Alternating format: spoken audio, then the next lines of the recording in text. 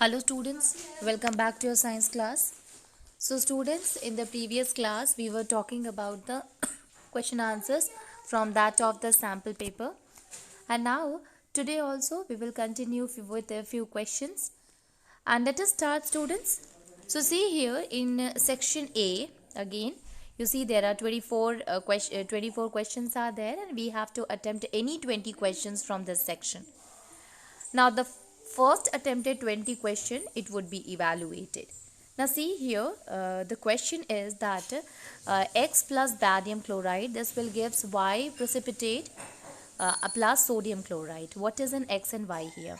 Now see here, we will see that we are knowing about this, that when X is now see here, question is that X plus barium chloride, this will gives Y precipitate plus sodium chloride. What is an X and Y here? So basically, you know that when the sodium sulfate used to react with that of the barium chloride, then there is a formation of a barium sulfate plus sodium chloride. And this barium sulfate is what? It is a white precipitate. So we can say here that the answer will be sodium sulfate, and the Y which is formed here, it will be a white precipitate of a barium sulfate. Okay, so sodium sulfate and barium sulfate is the answer here. Now see here, the question number second is, which one of the following pair is correct? Now see here, 2KNO3, this will gives 2KNO2 plus O2. Now see here, this is what, is this a displacement reaction, student? No.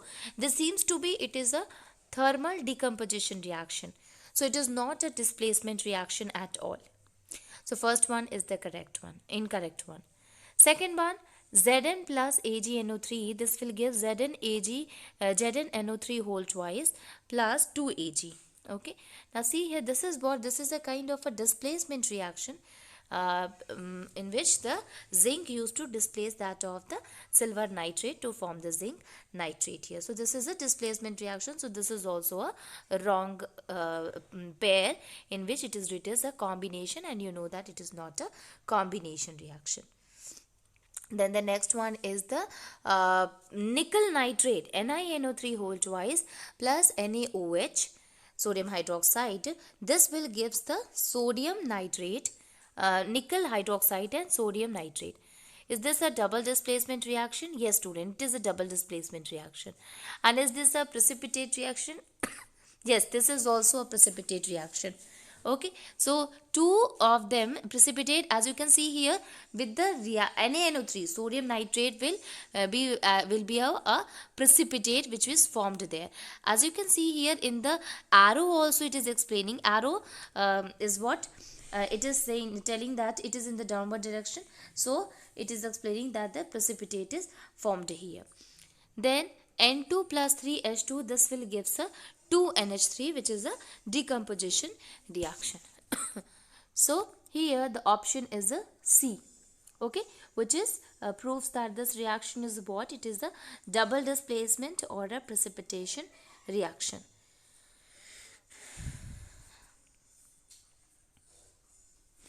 The following reaction is an example of NH3 plus O2, this will gives NO plus 2H2.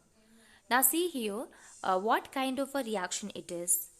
So we know that when the ammonia is reacting here, then there is a formation of a nitrous oxide plus water is formed here. So this is what, this is one of the example of the displacement, displacement reaction. Yes, it is a displacement reaction. Second was that whether it is a example of a combination reaction, students. No, it is not a combination reaction. Then the third one is the redox reaction. Yes, it is also a redox reaction. You can see here that here oxidation is occurring at the NH3 to NO. Okay, where it is gaining the oxygen and losing the hydrogen from it. Neutralization reaction, no, it is not a neutralization reaction. So according to that, first and third is the correct option. So we will say here C is the correct option, where first and third will be there. Now, which of the following is not a balanced chemical equation here? So, balanced equation, calcium hydroxide plus CO2, that will give CaCO3 plus H2O. Okay, so we can say here that is calcium hydroxide plus CO2. Now see here, calcium at the right side and calcium at the left side, both of there, it is what? It is balanced. In case of an oxygen, it is 2 and 2, 4 here. Here also it is 4. So oxygen is also balanced. Then hydrogen, it is 2. So hydrogen is also 2 here. And then carbon, carbon is 1 here. Here it is also a 1. Okay, so yes, this is a balanced one. The first one is a balanced chemical equation. Then the second one, if we will see here, iron plus CuSO4, this will gives FeSO4 plus Cu. So see here that in this case Fe is balanced, SO4 is balanced, and copper is also balanced. So this is also an example of a balanced reaction. Then the next one is KClO4, that will gives KCl KCl plus O2, KCl plus O2. Okay, so K is what? This is a balanced. Chlorine is also balanced at both the side. Oxygen is also balanced, since oxygen is 4 at both the side. Then the third one is copper plus nitric acid. So copper nitrate is there plus 2NO2 plus H2O is there. So copper nitrate Cu, as you can see here, copper is balanced at both the places. Okay. Now see here, copper is balanced at both the side. If we talk about the nitrate NO3 students, so NO3 is 2 here, here nitrogen is 2, and here nitrogen is 4, because 2 is with the NO2 and 2 is with the NO3. So now there are 4 nitrogen is present there, but at this side only 2 nitrogen is present, students. Okay. Okay, so nitrogen is not balanced. Oxygen, you can see here, oxygen is 2, 6 and 8 and 9 oxygens are there, but here still it is a 6. So out of that, we can say here that D is what? It is the correct option, correct one, in which we can say that this one is not a balanced chemical equation. Then we will see here then the next one, and that. Now see here the next question, and the next question is that when the gases sulfur dioxide and hydrogen sulfide mixed. Now see here, question is that when the gases sulfur dioxide, hydrogen sulfide, it is mixes in the presence of the water, the following reaction will take place. Here hydrogen sulfide is acting like what? An oxidizing agent, a reducing agent, a dehydrating agent, and a catalyst. Now you see here, students, in this reaction, SO2 plus H2S. Okay, so since sulfur is losing the oxygen and hydrogen sulfide is gaining the hydrogen, and that is why it get here the process, since it get converted into water, so it has accepted the one atom of oxygen, and due to which we can say this is what here is the gain of oxygen occurs. So this is an oxidation reaction. Okay, so this is an oxidation reaction.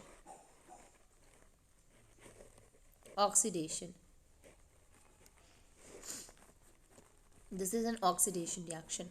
While so if it is an oxidizing agent, students, so we can say that this is also a reducing agent. So we can say here that the correct option, it will be B, that it behaves like a reducing agent now. Okay, so second one is the correct option. On burning magnesium ribbon in air, it is observed that it burns brightly, leaving behind a dash powder. You know that when we burn the magnesium ribbon in air, it will burn with a dazzling flame, and leaving behind that of a ash, and this ash, it is white in color, and this is what, this is the magnesium oxide. So white, green, yellow and black is there, and that will be the magnesium oxide.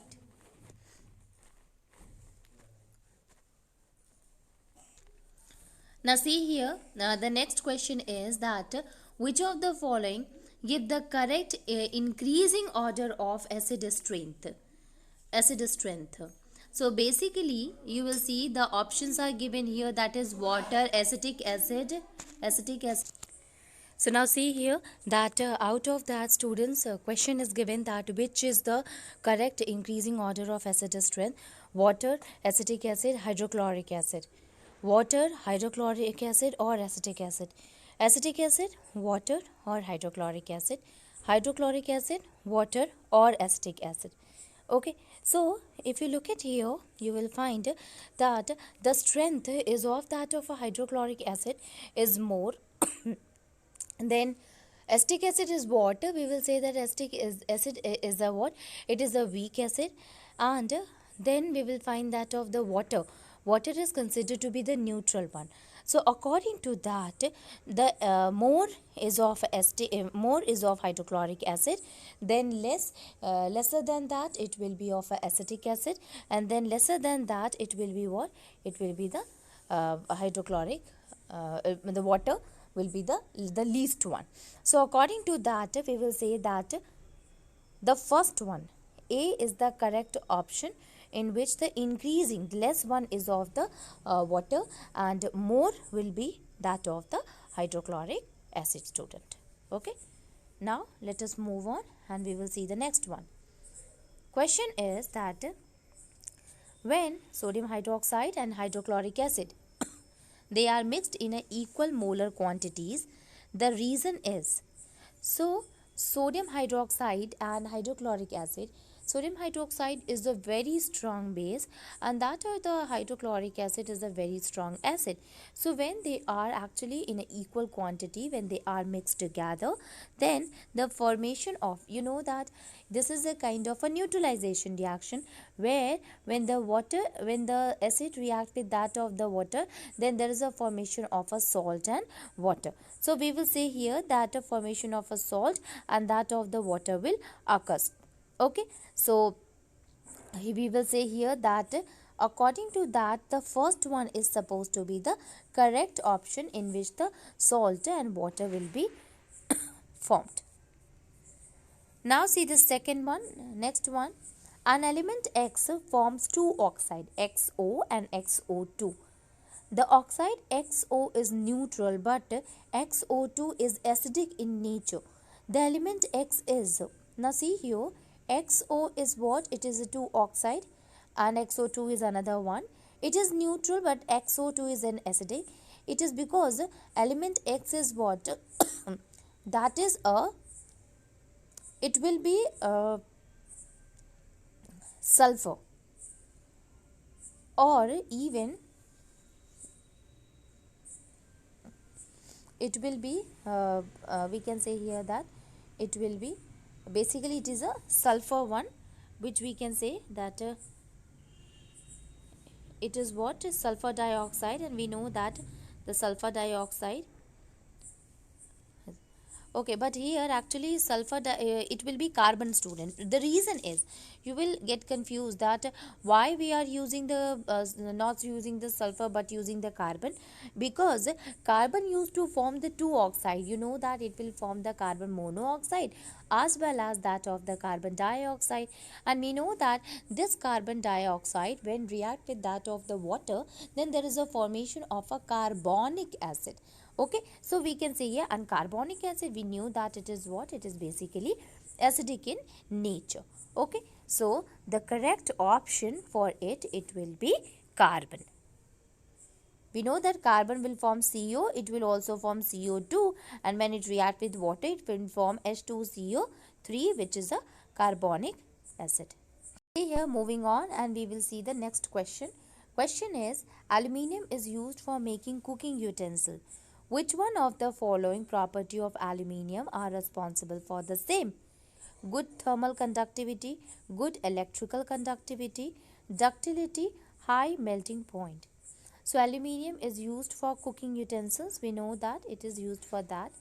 And according to that, the first one, that actually it is having the good thermal conductivity, as well as it is having the good high melting point. Both of the good reason for it to used for a cooking utensil. Okay, so we will say that according to that, because good electrical conductivity, but here we are talking about the utensil, so it must have a higher thermal conductivity instead of that of the electrical conductivity. So we will say here that 10th, 1st and 4th will be the correct option. Breakdown of pyruvate to give carbon dioxide, water and energy take place in. Now you know that pyruvate, it basically the conversion of the glucose to pyruvate occur in that of the cytoplasm, but the carbon dioxide, water and energy used to take place in that of the mitochondria. We all know that it is the mitochondria which is a place where the formation of the where the that of the energy, the formation of the energy can take place. So according to that, B will be the correct option, student. Okay, now see here the next question. Next question is, if salivary amylase is lacking in saliva, which of the following event. Question is that if salivary amylase is lacking in the saliva, which of the following event in the mouth cavity will be affected? Now see here that if the salivary amylase is not there in the saliva, basically you know that the role of the salivary amylase is that it help in the breakdown of the sugar.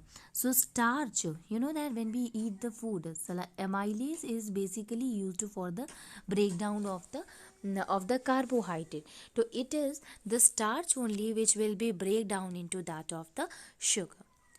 So according to that, it is the starch which help in the breakdown of the sugar, student. Now the next one is, identify the microorganism whose nutrition type is shown below.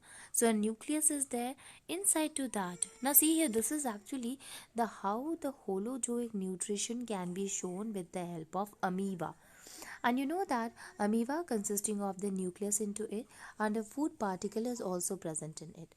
Okay, now this nucleus, you know that with the help of the pseudopodia, it used to engulf the food particle which is coming towards it, which comes close to it. Okay, now with this pseudopodia used to engulf the food particle. Now this pseudopodia help in engulfing the food particle, or the with the help, and there is will be the formation of the food vacuole occur through it. Okay, now you see here, students, what and then the absorption will also going to take place in that of amoeba. Now see here what kind of a nutrition will be shown by which one. You know that, yeah, continuously we are talking about that. This is the holozoic mode of a nutrition which will be shown by that of the amoeba. So the answer, it will be amoeba only. Let us move on and see the next one. Function of bile is two. What is the role of the bile? We know that basically it help in the process of emulsification. So we can say that it help in the breakdown of fat. It help in emulsifying the fats. So first option is synthesizes protein. Second one is breakdown of protein. Third one is emulsify fat, and fourth one is break down carbohydrate. So according to that, it basically help in the emulsification of the fats. Okay, so the correct option will be to emulsify fat. Now the function of a sphincter muscle is two. Basically the function of a sphincter muscle, it help in the first one, improve in digestion. Second one, it regulated the digestive enzyme. Then third one is it Third one, it is uh, release digestive juices. Actually, this is the third one, second one. And then third one is regulate digestive process. And the fourth one, it regulate exit of food. Yes, sphincter muscle is basically present at the from the stomach to that of the small intestine. It will help in the movement of the water, so it help to regulate the exit of the food. So the correct option, it will be to regulate the exit of food. If stomata is blocked, then which of the following process will not occur? Respiration and photosynthesis, transpiration, photosynthesis and respiration, transpiration and respiration, respiration, transpiration and transportation. So if stomata is blocked, then the process which will not occur, it is basically, you know, that stomata help in the, it used to do lot of thing. First of all, gaseous exchange will take place, and the second one is the process of transpiration also occur through it. And according to that, see, the first option is respiration and photosynthesis. We know that respiration process occur through it, but not the process of the photosynthesis. The second one is respiration, transpiration, photosynthesis and respiration. So okay, the first one is correct, student, but here in case of the second one, you will know, you know that it help in the process of a transpiration also. Then the transpiration and respiration, and then you will see that transpiration, respiration and transportation. And according to that, it help in the gases exchange. So gases exchange take place in the process of photosynthesis as well as in the process of a respiration. So we will say that, and transpiration also occur, so we will say that B will be the correct option, in which the transpiration, photosynthesis and respiration process occur through it. Light rays A and B fall on optical component X and come out as C and D. So the two rays, it falls on a optical component, that is X, and it will come out through it from in the form of C and D. Optical component is concave lens, convex lens, prism, or none of these. So here, since the light ray which is coming out through it, it is diverging, student. So this will be a property of a concave lens. You know that the convex lens is that in which the light rays come and converges out of it. But here, since the light is diverging, so the option, it will be the concave lens. Okay. Now the image shows the path of incident ray to a concave mirror. Where would the reflected rays for the image formation to take place? Now see here, okay. So image is now or the object is kept beyond to that of the C, and one of the ray is coming parallel. So you know that after parallel, it will passes through the focus, and another one is coming to from that of the focus itself. So which one is coming to the focus, it becomes parallel after reflection, and they both of them will going to meet at a point that is in between to that of focus and center of curvature. Now let us see what are the options which is given here. So the first one is behind the mirror, second one is between O and F, and third one is between F and C, fourth one is beyond C. And according to that, a student, C will be the correct option, where it will, here you will find that the answer that it lies between focus and center of curvature. The image shows reflection of light on a mirror. Based on the image, what can be inferred? So incident ray, reflected ray, and the normal. Reflecting surface is there, students. Okay, and the angle which is made here is a theta I and theta R. Now see here that the incident ray, reflected ray, and the normal all lie at the same plane. All lie at the same plane. At the point of reflection lie on a common plane. The angle of incidence, so the incident ray, reflected ray, and the normal all lie at the same, all that the point of reflection lie on the common plane. The angle of incidence, angle of reflection, and the normal at the point of reflection on a common plane. The angle between incident ray and the normal is greater than the angle between normal and reflected ray. The angle between incident and normal is smaller than the angle between normal and reflected ray. So, what we will infer from this student, incident ray, reflected ray, and the normal at the point of reflection lie on a common place. Actually, here you will find that both of the first and second is written a common thing, student. Okay, now second one is like an angle of incidence, angle of reflection and normal at the point of reflection lie on a common plane. The first one will be the correct option, students, that incident ray, normal ray, and that of normal and the reflected ray all lie in the common plane. So this one is the correct option. Okay.